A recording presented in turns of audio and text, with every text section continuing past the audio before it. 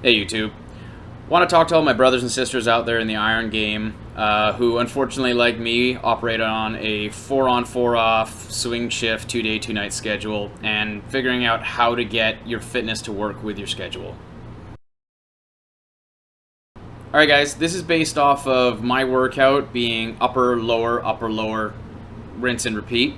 But if you guys are doing like a push-pull leg split or even a 5-day split, you can still incorporate it into this kind of scheduling.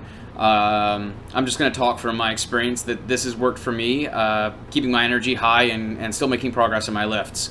So day one is our first day off after a set. So you're coming off a night shift. You can either go straight to the gym right after your night shift is done, but you're probably going to be tired because much like, if you're like me and you don't have time to sleep on your breaks, you might want to go home and rest a bit, but you also want to turn your schedule around. So on my first day, I like to go home after my night shift, rest for about 4 hours, get up, and then go smash a workout. All right, so my first one's a lower body day. Second day, which is our second day off, I'm going to go ahead and do an upper body workout. Should be nice and rested. There should be no problem for fatigue for this day. Day 3, another lower body day. Day 4, another upper body day. See how this upper-lower split? Feel free to add and subtract whatever the heck you want. But then we get to our 2-on 2-off days and nights, and that's where things get hinky. So what I like to do with day 5 is I like to rest on my first work day. Right now I'm at the hospital at 7:30 in the morning, and I'm done at 7:30 at night, and my commute's about 40 minutes there, 40 minutes back.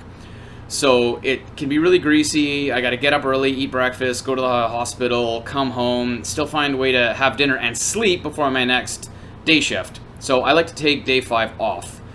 That also gives me a total of 2 days in between the next time I do lower body. So quite a bit of time. Day 6, which is our second work day, you finish your 7:30 shift or whatever the heck it is for your 12-hour shift. I then go and do a lower body workout. And the reason is I don't have to work until the next night, so I've got like 24 hours off. So I'll finish my 7:30 shift, go home, eat something, and then go crush a lower body workout. A little bit tired, maybe perhaps, but at the same time, I know I can sleep for like 12 hours or more if I want to before my night shift. Day 7, which is going to be our first night shift. If you're like me, I don't wake up till like 2, 3 o'clock in the afternoon. I like to get my sleep before a night shift.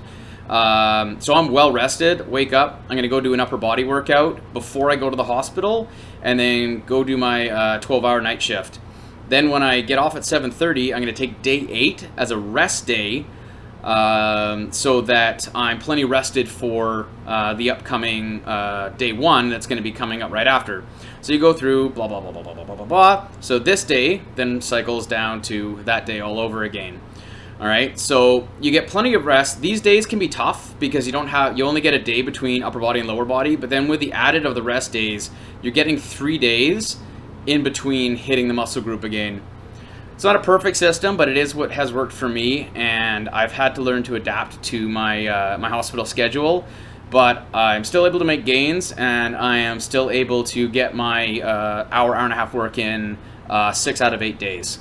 That's it, guys. Hope you guys can use this either to adapt to your system or, utilize mine or whatever. If you guys have any comments or questions, post them down below. And as always, eat like a bodybuilder and train like a powerlifter.